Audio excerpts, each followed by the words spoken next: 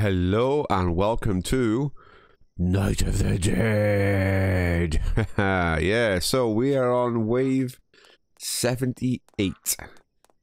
And one of the things I want to do this episode is talk about, well, those nasty little zombies that pop through the wall now and again and attack my other bait.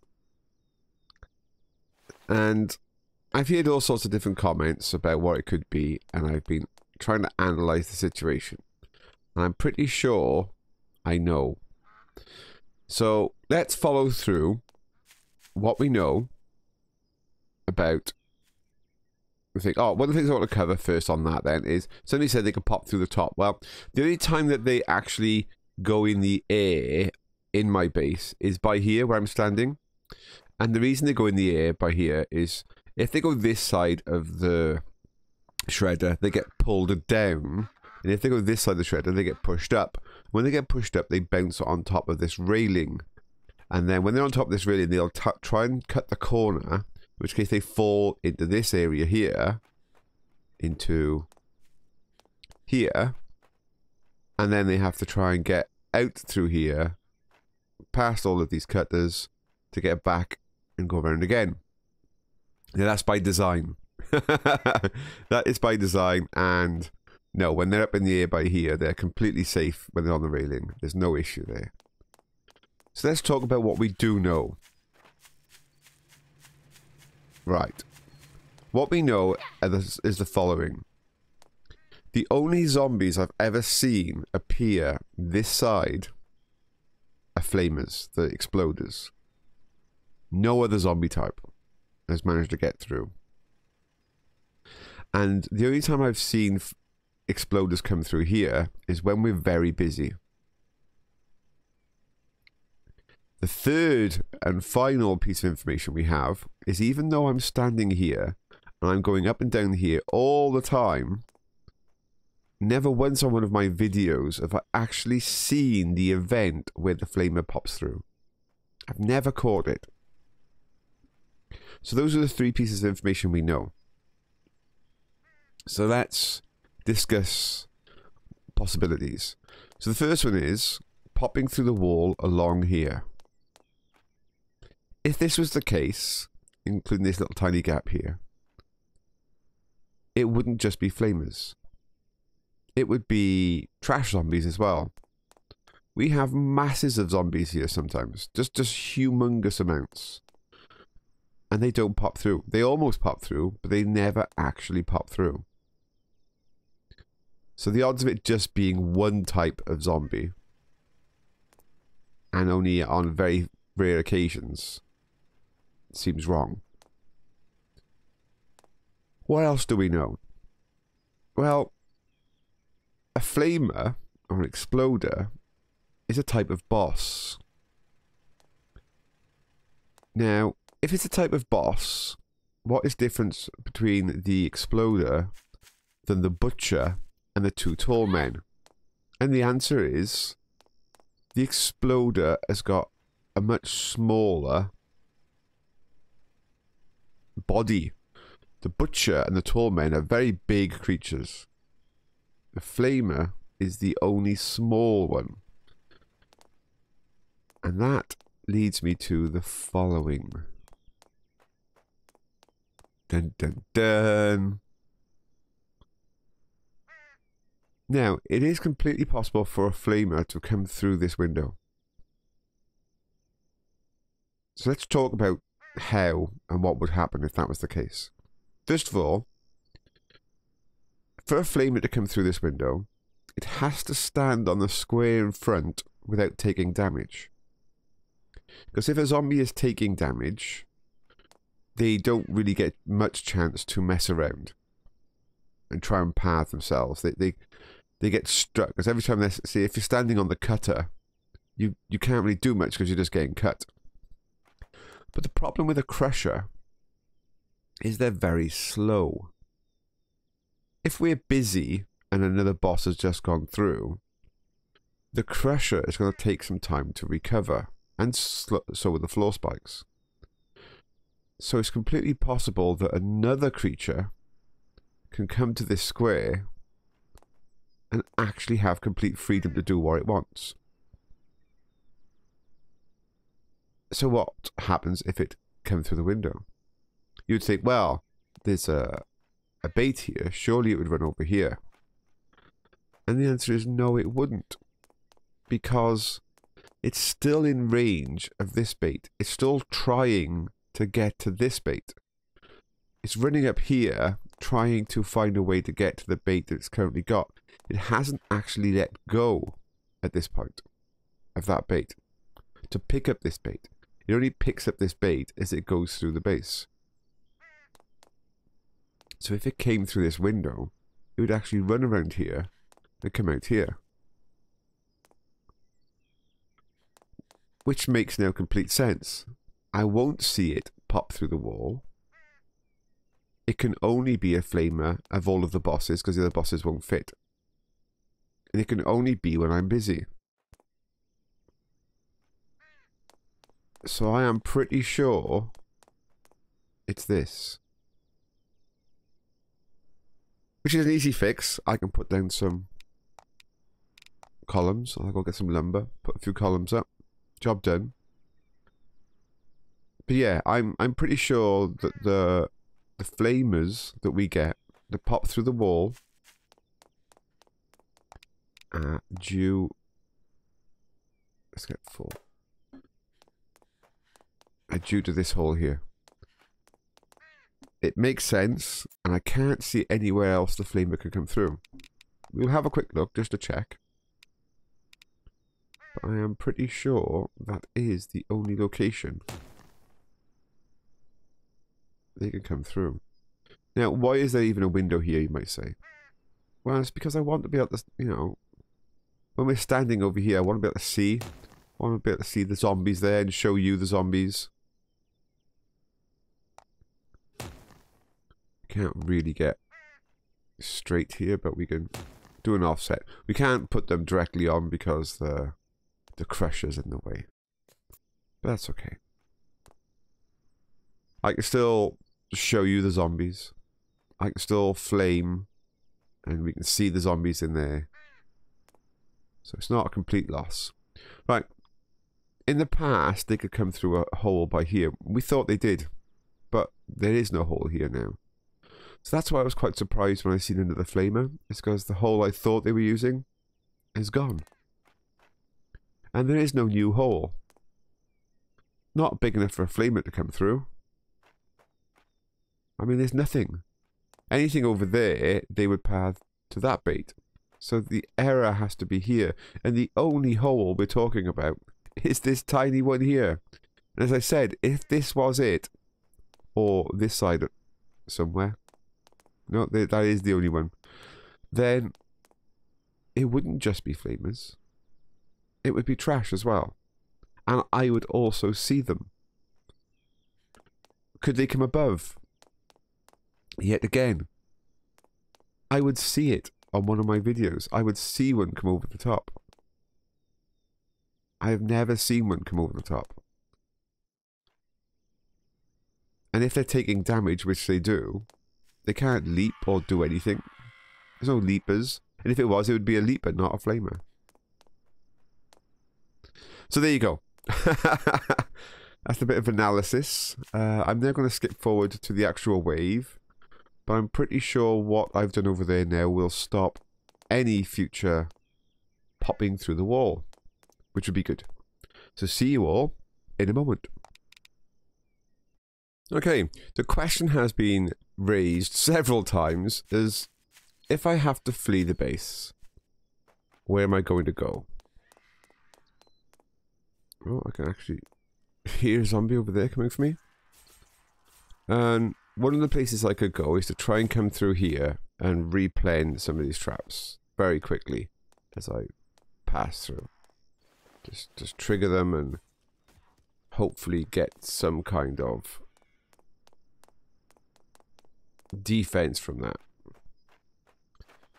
The other thing that I can do is there's many ways for me to get to the location I'm at now. I can either come up around the top edge here and down. I can come around over the mountain and around here. There's plenty of ways for me to get to this location here. And if I can get enough zombies following me to this point, I could then run down here and down the road. Run, run, run, run, run, run. And what do we have up ahead here? I have my cutter zone. So this is where I would try and run if I had to. Bring them through here. And then I'm probably going to wall off this edge a little bit here. So that I can run up here. And they would have to go through the cutters.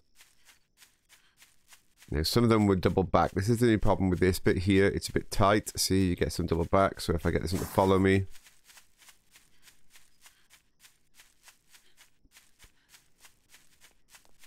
Some would come down the mountain. So maybe some palisades across the edge. Otherwise I'm going to be fighting zombies all over the place. I can bring them through the cutter zone.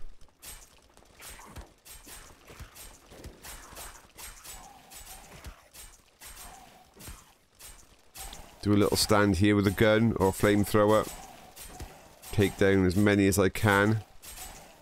While they're all, you know, jammed up. Lots of flamers. I can see lots of zombies coming my way now. So yeah, it'll be flame, flame, flame.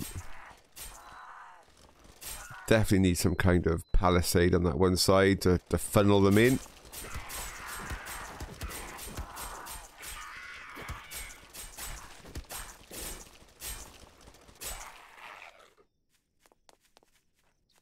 Or, I mean, you know, put more cutters wide, but I think this is good.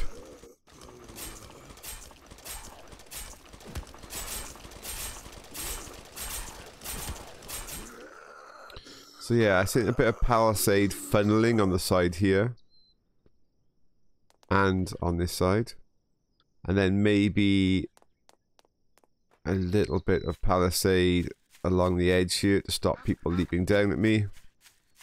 Or if they do, they'll get stuck in the palisade and have to fight through, which is fine because if I'm fleeing, I'm just trying to, you know, get rid of zombies from following me. If they get stuck getting palisades, that will do.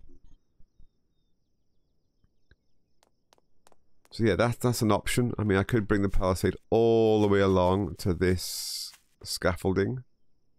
So I use the scaffolding as a turning point. I run down here then and I run around the scaffolding and back up with a palisade along here to protect me. I could put more traps along the road. And just keep running through traps. Yeah. I need to give myself little spaces and places where I could break out of the traps.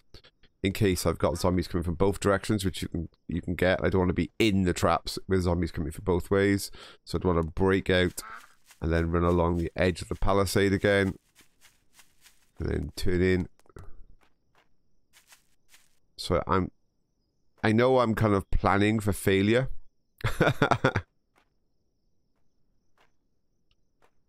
But that's wise, yeah? I mean, you always need to have a plan B. What is going to happen if your base is failing and you have to run?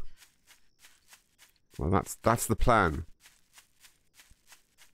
It's not much of a plan at the moment. It's the bare bones. But I do think it would be nice. It's also achievable for me to get to that location. Yeah, because if I'm fleeing my base, the most likely way I would flee is going to be this way. So if I'm in the base here and things are going wrong, I've got bait there and bait here to keep them busy. I will probably flee this way. I will immediately attract some, but I could go around that way and down, or I could go across the top past bears potentially. That's the only issue, going that way and down, and I'm the wrong side of the traps if I come down that way, so I'll probably just come up here jump past my little spikes here, which will hopefully slow a few of them down that are chasing me. And then just make the path all the way around, down, and then I'll be running circuits at the bottom. I could assist my run by putting other obstacles to deter zombies from cutting me off, because they will. The ones that are still down here, for example, that are making their way up to the base, if I'm running across there, they will cut me off this way. Yeah, so, oh, this deer's going to go for me. Or stag. This thing going to kill itself over there. No. So yeah, they'll cut me off this way. So I'd have to run across the top, which is full of bears. Or I would have to put more spikes across here to deter them, to get them stuck. Because if they hit a spike when they're trying to chase me, the chances are they will attack the spikes. The spikes won't do much damage to them, but it'll slow them down because it'll make them attack spikes and not me. It gives me a chance to run past and run all the way over there. Just probably not a bad call, a row of spikes here. Means that I can come down this way. And just, if they're too close, I can take the higher route, but I'd rather take that lower route, cut through, get to that signpost, and then run circuits. Right, let's get on with the show. Okay, here we go. It's just coming up now to the main event. Now, this is wave 78. I have not filled out the ballista or the flamers. They are empty. I tend to keep all of those goodies, those toys, for our live streams.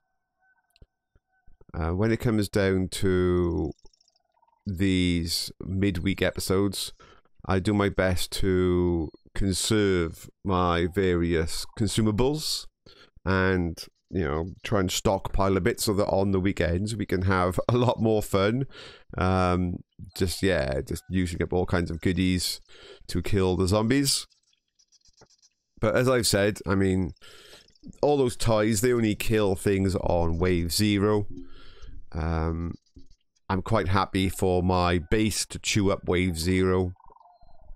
It's not wave 0 and wave 1 that are the issues, it's wave 2. That's always the biggie. And although I could, like I have sometimes in the past, reload my ballista for wave 2 to ease the pressure. I won't do that this episode, but it is a good idea to load up my ballista for wave 2. When you get the mass of bosses that come over the edge, they will knock, you know, a good selection of various bosses backwards with the ballista hit. Not kill them, but knock them backwards. Which means that it just thins out the flow that allows some to get through, you know, to the rear edge of the base, without it being a big, like, chunk, a big ball. Which is what I prefer, a nice steady flow. Much easier to manage the traps when it's a nice steady flow. So here we go. The traps down there have been reset, so some of wave 0 will be killed by the few cutters that are outside the front of the bunker. And the little bit of traps there where you can see the top of the crusher. Oh, excuse me. The tops of the crusher. They will get thinned out there. But it's not going to be a lot. There's not going to be a lot of zombies being killed at that point. So we should see them coming up here pretty quickly. I'll stand up here for a little while, just to watch the flow of zombies. And then when we've got, yeah, too many bosses, I need to get down there then, really, and just keep an eye on the flow, make sure everything is good. Here we go. Here we go, here we go. So for me, my wave 0 quite often comes from the bunker, although I just seen a zombie. I bet you that was a daytime zombie coming down the road, because my last daytime wave is literally just before the actual wave. So yeah. I mean, I would have thought by wave 80, my last daytime wave is actually going to be my first morning wave, which will probably come along in the actual wave itself. Okay, so there's a few zombies heading up here, which I do believe is probably part of the daytime wave. One of them has run back. That's fine, it's just they usually get upset a little bit by being hurt by a trap, and sometimes they go back.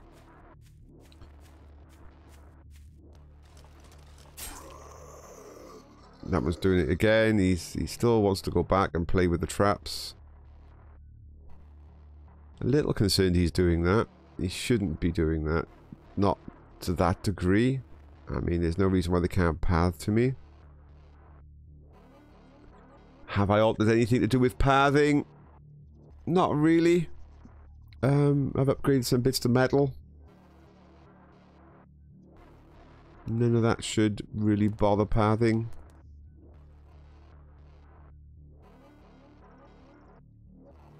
I mean, we will know if there's a pathing issue if some of those palisades come down. If some of those palisades come down, then something I've done has upset them. I can see some zombies there in the distance. Spawning in. They're running my way, they're not. Yeah, we don't seem to have an issue.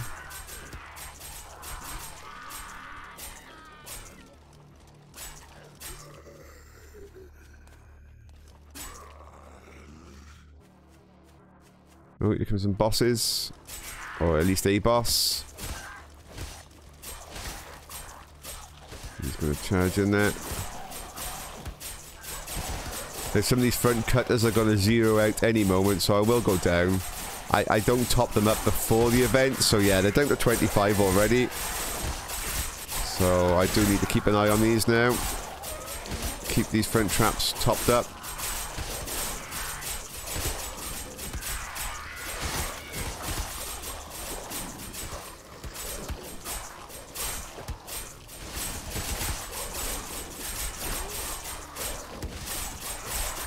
That boss over there is still going, but that's fully expected.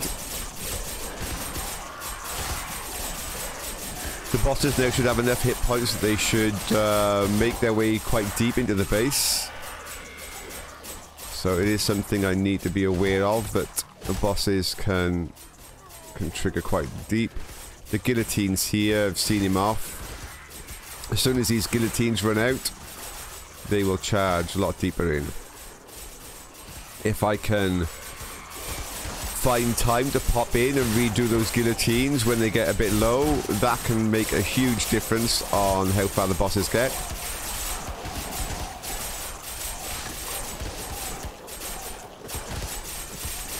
I mean, I do have pathways to allow me to replenish just about every trap in the base now. There's just a little bit right at the very back I cannot. But that's quite minor.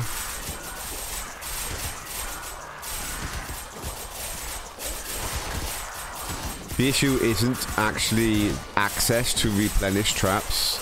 The issue is there's only one of me. And if I go to the rear of the base to replen traps, I haven't replened the ones at the front. And the ones at the front here are the ones that do the most damage. They get rid of the most zombies.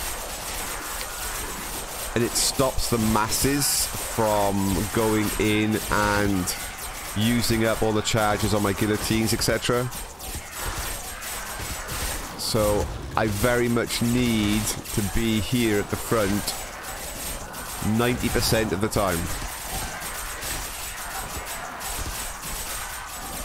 Just to keep these topped up.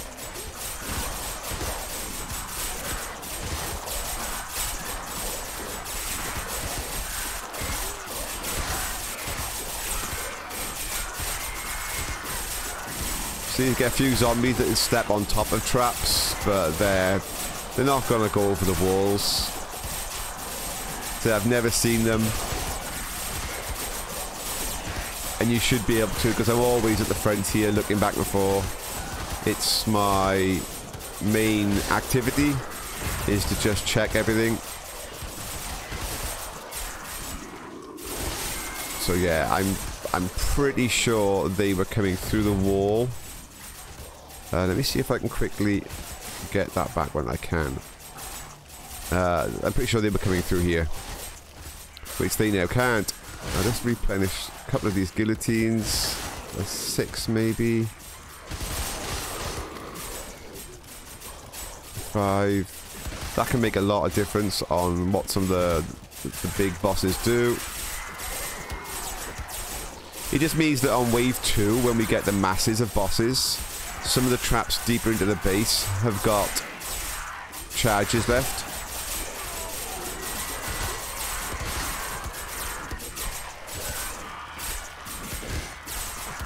Lots of body parts.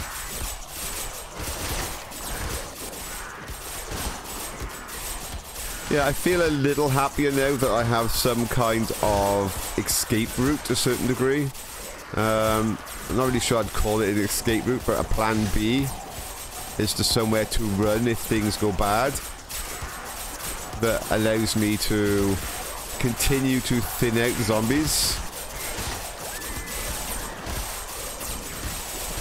And I don't get a spawn over there, so there's no reason why they should get activated unless I'm running through.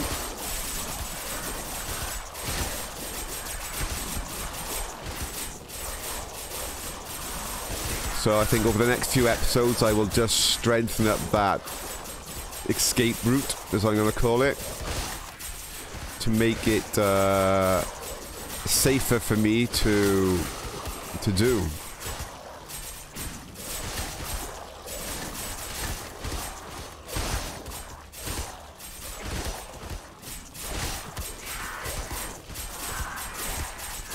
Lots of traps on 0 here at the front.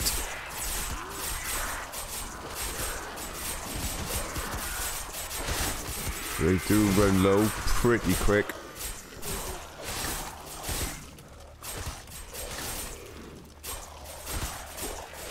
We're still on the nice easy wave 1. I'm just going to get a few of these up.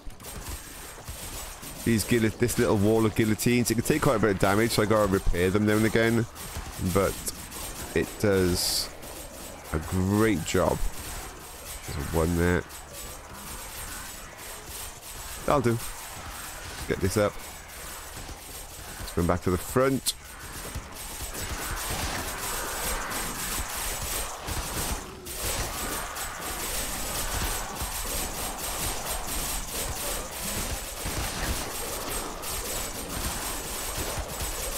So we're still on wave 1. This is not the dangerous wave. I am going to switch to my flamethrower, ready for wave 2.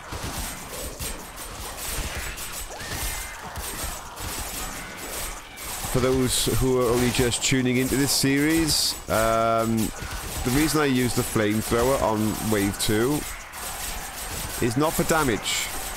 It's for the little tick that you get when they're on fire. That little damage over time that you're gonna get, because when they're taking damage, they stand still. If only briefly, they will still stand still.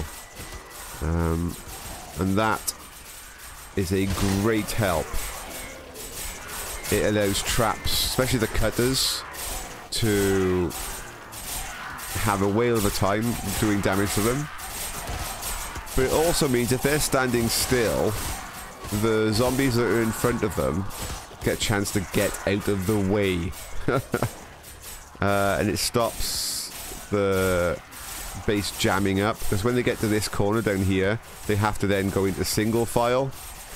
Is where when they're at the front up here, potentially they've got 3 different ways to come in.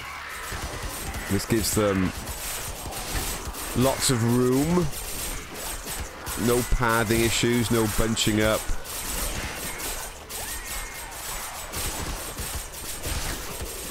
And I can kind of guide them to either come in through this one by standing here, make them come more to the central one by standing here, or if I go up here, some of them will come to the edge one here a bit more. Not always, because they're after this bait, so a lot will still try and come in through the first. But it does spread them out a little bit.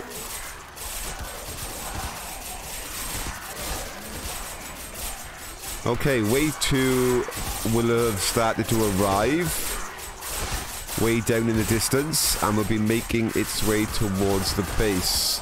I'm just going to check a few traps, make sure that I'm happy with the current status of them before wave 2 arrives.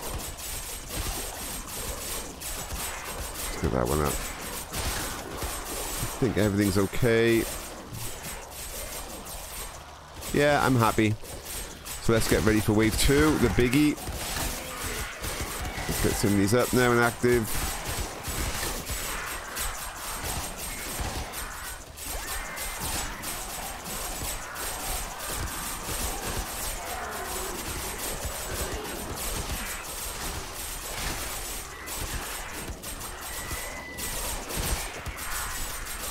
Okay. Oh, here we go. We got a lot of bosses arriving. I'm just going to flame a couple. Just a few at the back edge. And let some more go through. I don't want to flame them all. I want to encourage some to go faster than others. Just flame a bit more now because I got some inside the base. So to slow them down, let some ahead clear. I'm just going to pop these up to maximum. Flame some more. Keep them stationary. I can go down here now, make sure everything is up and active. Make sure this is active. Get in here. Ow. I'm too close to my own cutter there. Get some of these up. These are the important ones. If I can get these active.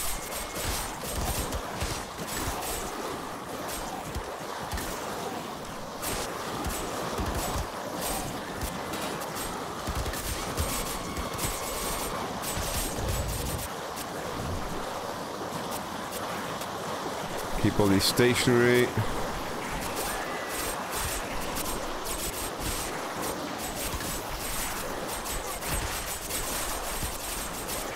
Crazy amount of zombies.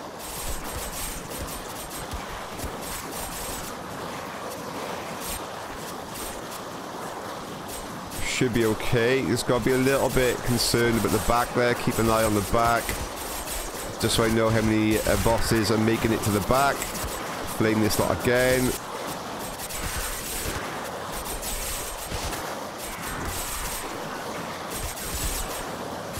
Let's get down here now. Make sure these are okay and up and going. Just gotta make sure this deeper stuff is fine. So these guillotines are vitally important if I can keep them up.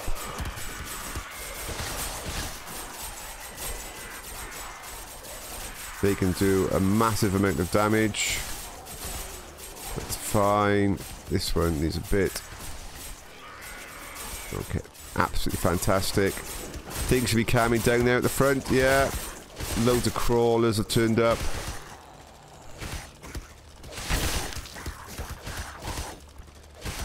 Yeah, that was quite a good wave. We had quite a lot of bosses in there, but just managed to perfection. Yeah, that was fine. It's the right timing of using the flamer. If the flamer is used in the incorrect time,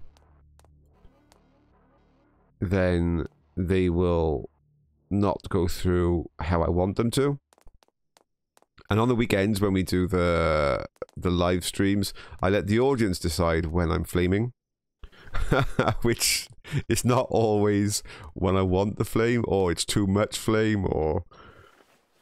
But that's fine. That's half the fun of it, is just seeing the mess that happens when my flame is coming off at the different times than I want it to, or not at all. And yeah, that can cause some interesting effects. There we go. I'll go through the base afterwards and repair it, but the first thing I'm going to do is just do a run through the base just to see how far the zombies got. I don't think they got that far this episode. I think they were completely under control. But we will have a look. Let's grab a few bags on the way through. Yeah, most of them died here, which is what I want. And we've got a nice flow of people getting killed coming in here. Massive pile at the guillotines. That tells me that I did a very good job of getting the guillotines up and active, because this is all bosses, folks. This is all bosses here. There's no trash this far in. All this stuff here is bosses. So a big boss kill here is fantastic. More bosses died. Oh, loads died in here. That tells me that if they didn't get killed by the guillotine, let me just get this guillotine up. Then they didn't have many hit points left, and then they died in here. Oh, still a bunch got through here. Fantastic. Let me just pop this guillotine up. And there's another guillotine here, I believe. Let's just repair this one and get to it.